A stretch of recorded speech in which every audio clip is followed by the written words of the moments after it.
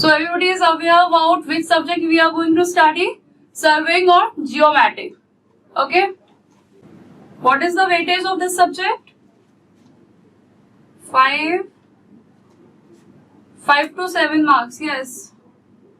It is around 5 to 7 marks.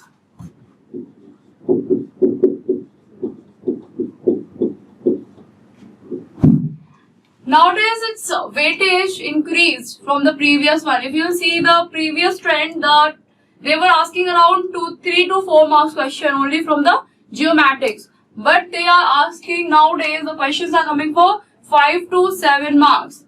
Actually, the thing is, this subject is pretty much easier, I would say, easier in terms of because you don't have to remember each and every formulas. And there is no as such theory in this subject. This subject purely consists little bit of your concept or mathematics, nothing else.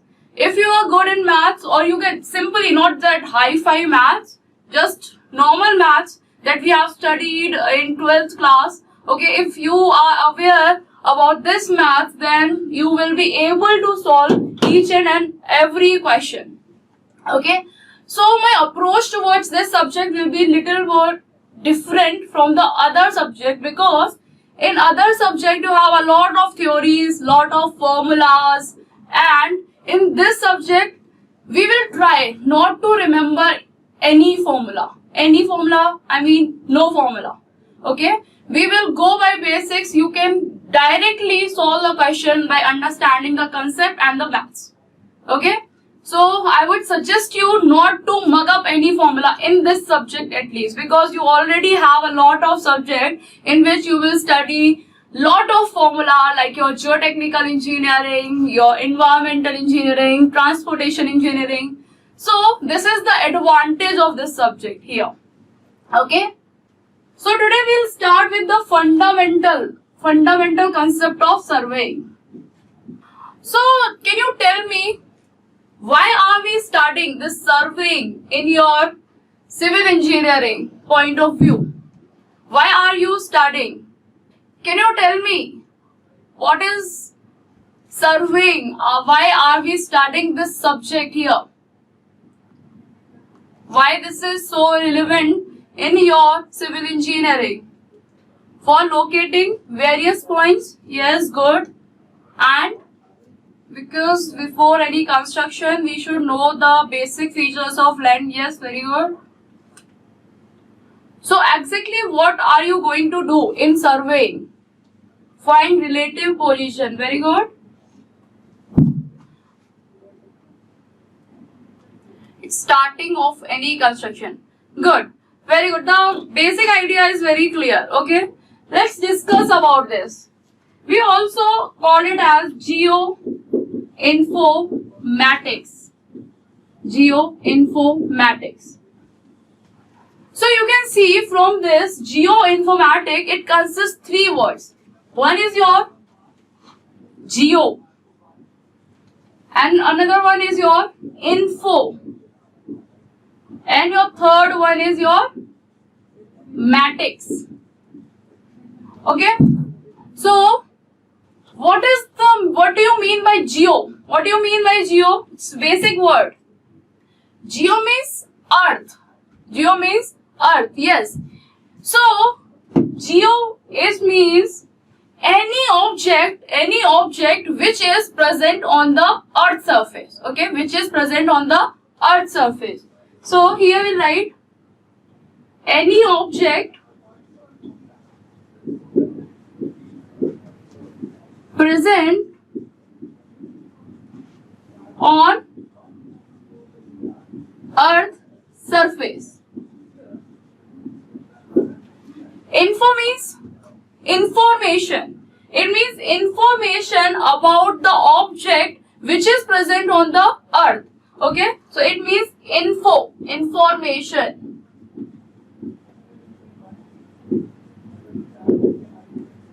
Now come to matics. Mathematics. It means what? It is consisting your measurements, or you can say calculation. Okay, so it means measurement.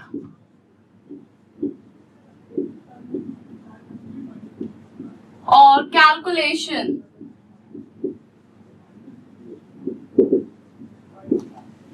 So, what is the meaning of that? So, the meaning of this word geoinformatic, any object which is present on the earth surface or slightly above that or slightly below the earth surface.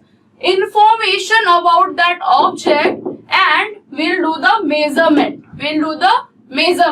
Okay, so any object which is present on the earth surface, we'll try to find the what is that object exactly. It can be your tree, it can be your building, it can be anything. Okay, we'll do the measurement of this. How far it is present from me. If I'm measuring the distance of any object, I want to know how far that object is present. Okay, so this is the meaning of your geoinformatics.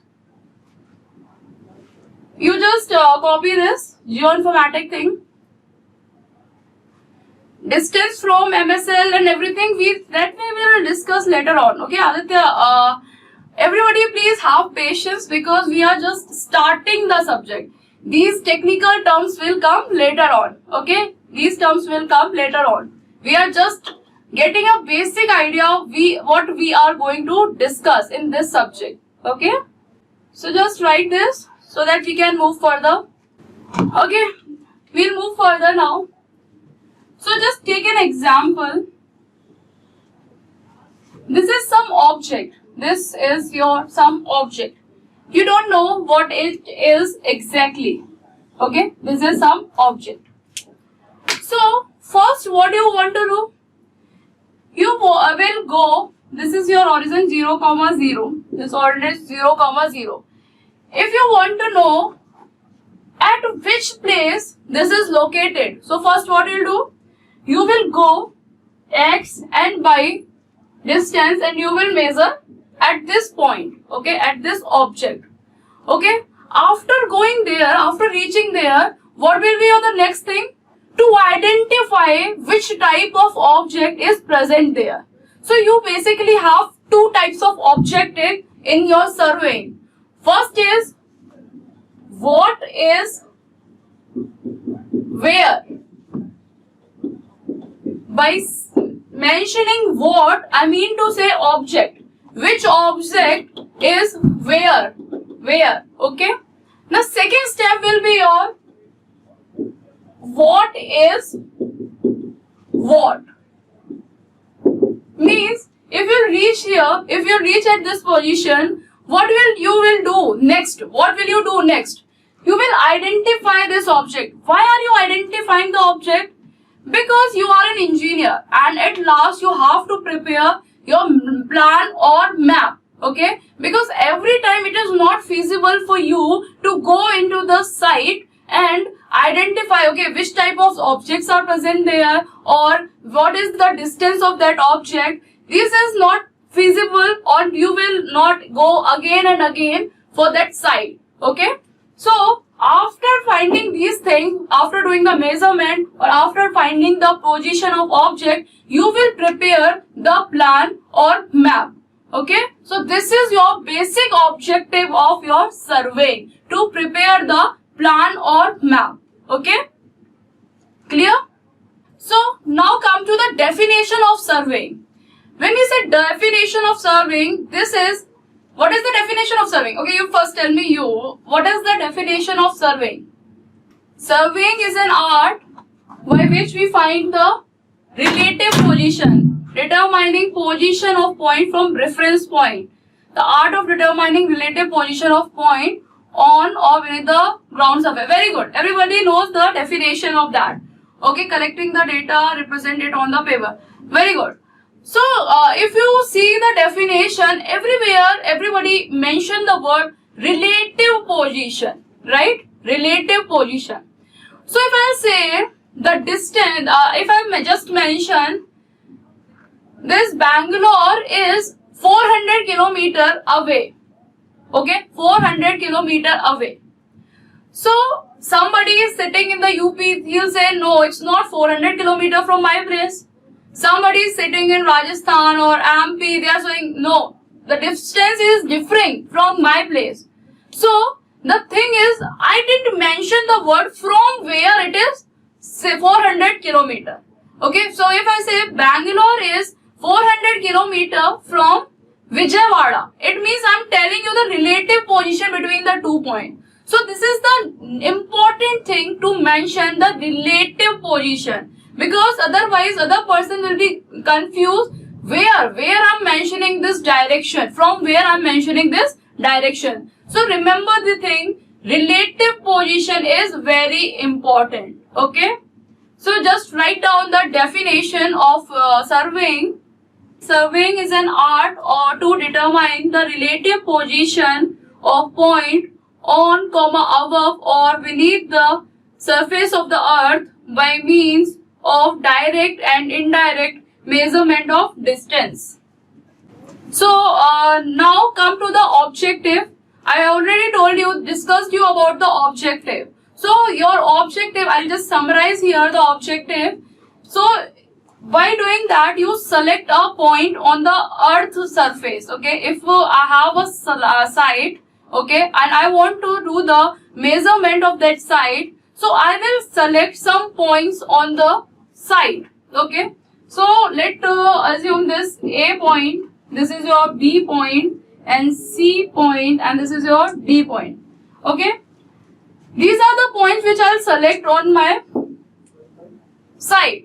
Okay, from where I have to start my survey work. So my objective will be to select these points and locate these points on the map. And after locating these points, join these points on map, and we will calculate the area and volume of the site. Okay, what will be your measurement you will do on the basis of your map. Okay, clear? Okay, so tell me one thing. What is the shape of your earth? Okay, today class is just a basic introduction of your surveying. Okay, what is the shape of your earth?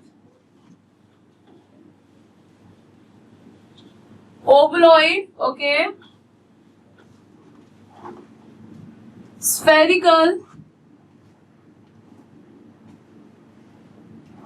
spheroid. Okay, oblong, geoid. Yes, Tejasram is correct.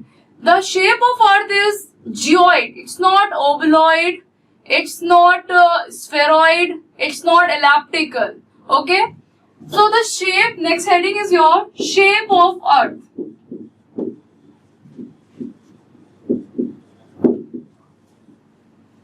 So if somebody is saying ovoid, it means it has the property of oval. Ovaloid means oval shape. This kind of shape. This oval shape. Okay. If some is saying spheroid, it means sphere. Kind of sphere. Okay. And if somebody is saying it is elliptical, it means this shape. So when earlier the research was going on about this shape of the earth, some scientists mentioned the earth shape is your ovaloid. Okay, but some were not agreed with this. He said no, the shape of the earth is your spherical. Okay, and some said it is elliptical. Okay, it means what? Nobody was agreeing with the exact geometry shape. Okay, because no geometry in this world can define true shape of the earth. Okay, no geometry in the world can define true shape of the earth. Okay, if I say that you are like Archika, okay, you are like Archika, it means you should or you have the properties like me or the characteristics like me. Okay, if I'm saying the shape of the earth is spheroid or it is elliptical, it means the earth should possess the properties of ellipse or spheroid or ovaloid. Okay, but nothing, no geometry can tell you exact shape of the earth. So later on they gave the term geoid. and the meaning of geoid is like earth. The meaning of geoid is like earth. Like earth. So what do you mean by like earth? If I'm saying it is like earth, it means it possesses the property like earth. So they gave a word geoid to tell the shape of the earth, and the meaning of that is like earth only. Okay. So when I say it is geoid, it means your earth's surface is irregular. It's not regular, right? So when I take this surface and I draw the perpendicular. This perpendicular was in the direction of gravity everywhere. Everywhere this perpendicular was in the direction of gravity only. So they gave the word equipotential surface. Equipotential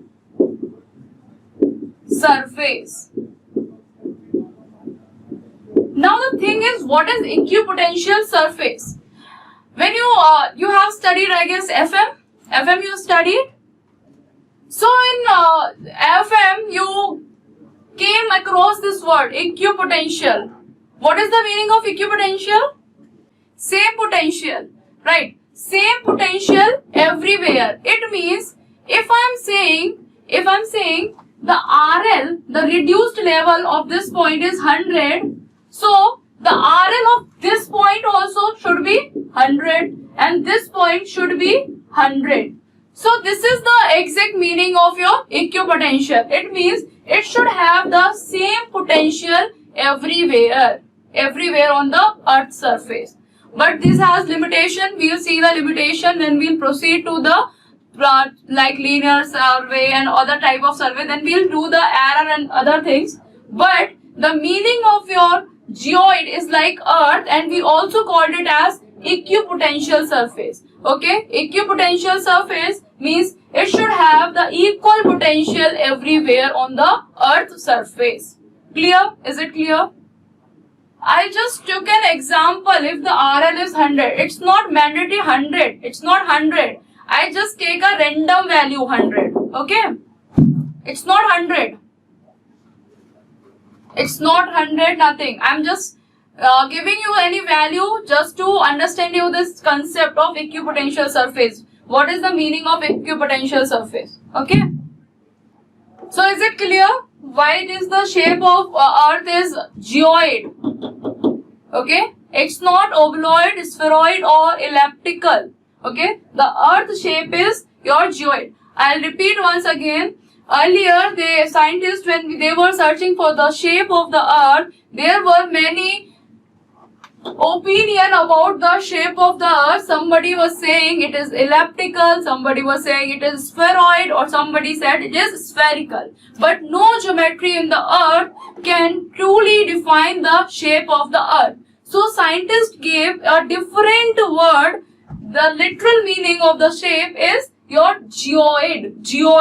Geoid means it's like earth. It's like earth means this should possess the properties like earth. Okay, and we also called it as equipotential surface. Equipotential surface means it should have the same potential everywhere. Okay, and what is the meaning also I told you. When we took a surface, and when we draw the perpendicular of this surface, everywhere the perpendicular was in the direction of gravity. So that's why also we called the surface as equipotential surface. Is it clear?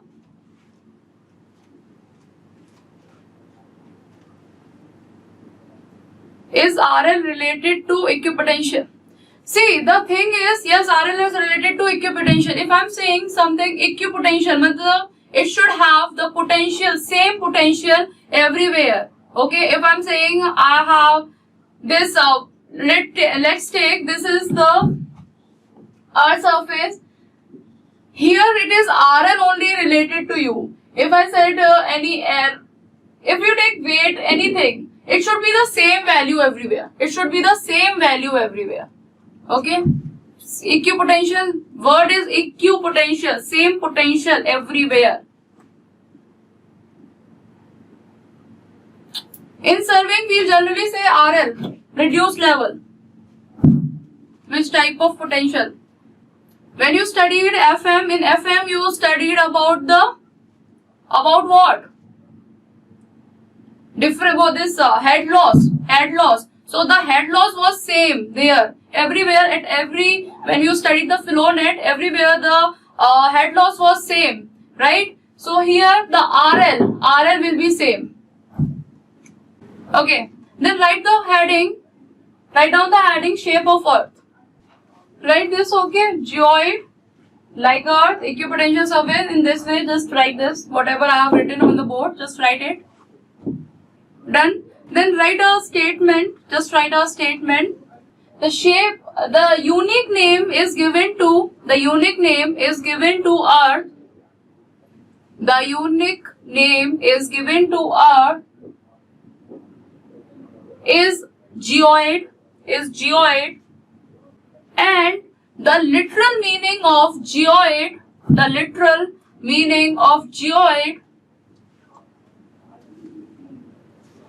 is like earth. Write like earth in inverted commas. Like earth, full stop, right? Geoid is a surface or equipotential surface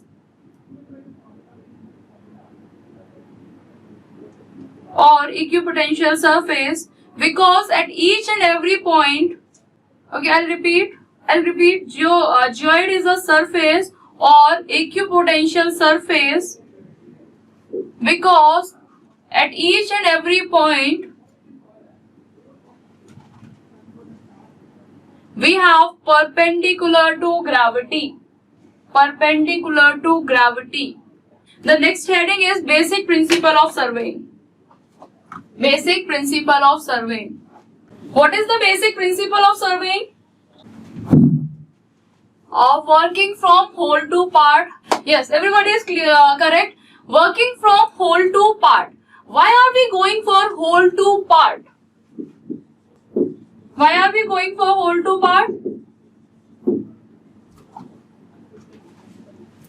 Reduce error. Very good. To reduce error. Less error is reduced. Yes, correct. So actually, I'll just take an example of this class only. So we have class from this 6 to 9, right? 6 to 9. We have 3-hour class. So, if I planned, okay, in 3-hour class, I'll finish the fundamental of surveying and the chain survey. Just I imagine this and I said, okay, in this duration, I have to finish these both things. Okay. And I didn't plan my hours. Like, I didn't divide this into hours. Okay, till this time, 1.5 hours I'll take for fundamental concept of surveying, and 1.5 hours I will take for chain surveying. Okay. Instead of doing that, if I directly think or came by taking class, then what will happen? 6 to 9 hours. Instead of coming by preparing my 1.5 and 1.5 hour, I'm taking the class. And last of 15 minutes here, I got to know that I'm not able to finish my subject. Okay. So what will happen? I will not able to get the idea that whether I'm able to complete this subject or not in the starting or in the middle also. Because I thought, yeah, it will not take that much time. It will be finished in this. Okay, so what will happen from working part to whole? If I'm working in whole, I will not able to recognize where the error is coming. Okay, so instead of doing that, if I divide my time, okay, 1.5 hours I'll take for fundamental of surveying and 1.5 hours I'll take for chain survey. So what will happen if I'm lacking here in this part? I will get to know, okay, this part is going something wrong. I'm taking more time than the expected one. So I'll get to know my error. and I will try to finish within time. I will try to finish that time within time because I know I have to complete in this part only. So same for working for surveying. If you are taking whole area, okay, if you are surveying for this room, just take an example of this room. If you are taking the measurement of this room, you are directly taking the measurement. This, don't think this room is just small room, just take the very large room of, just take an example of field.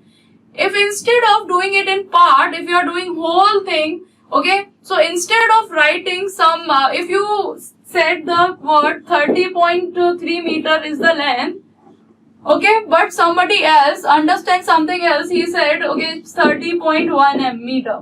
So there will be error, there will be error. You will not get to know where this error is coming also. So that's why we are going for working from whole to part, to localize the error or to minimize the error and to know where this error exactly coming. Okay, clear? Cannot be from part to whole. If I'm going whole, I'm taking the whole thing. I mentioned you, if I am taking this 6 to 9 hour class, okay, this 3 hour class, if I'm taking directly for whole class, if whole class I mentioned, right, this I'll complete these hours or this subject or this topic within this 3 hours, okay, I will not get to know. It's not possible. If it is not possible for me, or if I'm not able to complete, I'll not able to identify that whether I'm lacking in this area or not. Okay, but if I'm doing this in part to part thing, if I'm taking 15-minute extra here, I'll get to know this 15-minute extra is coming here. Okay, so I'll get to know about the error and I will try to finish this within this hour. Okay, or one more thing, just take an example. This is the length AB and you have to measure the distance between AB. Okay, if I'm taking this part, I have divided, this is A dash and this is your A double dash and this B. Okay, so if I'm taking this A dash, whatever the error will come, the error will remain in this part only. Error will remain in this part only because first I'm measuring the distance between A to A dash. Okay, so if I took it as wrong also, this will not get accumulate. This will not get accumulate, right? Because from this A dash to A double dash, I will freshly start my measurement. I will freshly start my measurement. It means this error will not accumulate here. The error will remain here only. This A to A dash error will remain here only. This A dash and A double dash will be your fresh start. Then A double dash to B will be your fresh start. So this error will also not get accumulate throughout the distance. Okay. The survey principle is your whole to part, not part to whole. Whole to part. Is it clear?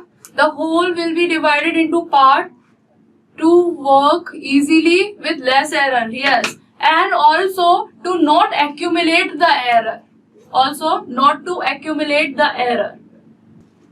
Write down the heading then. Basic principle of surveying. Basic principle of surveying. Write in this. The basic principle of surveying is to work. The basic principle of surveying is to work from whole to part. Next point, write the main idea behind working from whole to part is to localize the error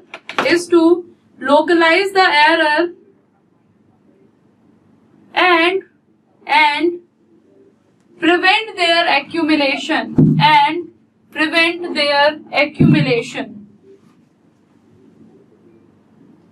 Next point, write.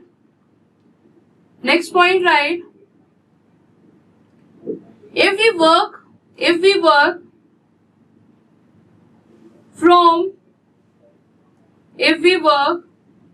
from part to whole, part 2 whole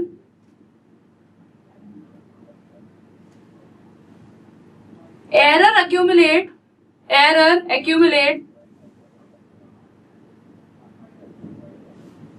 and expand to greater magnitude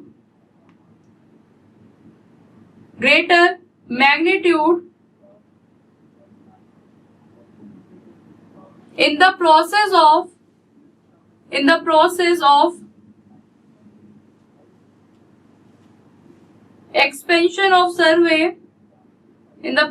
of expansion of survey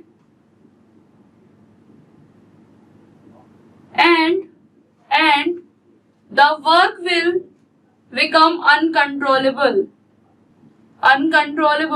in the end. Okay, now come to the next topic. The next topic is your types of survey.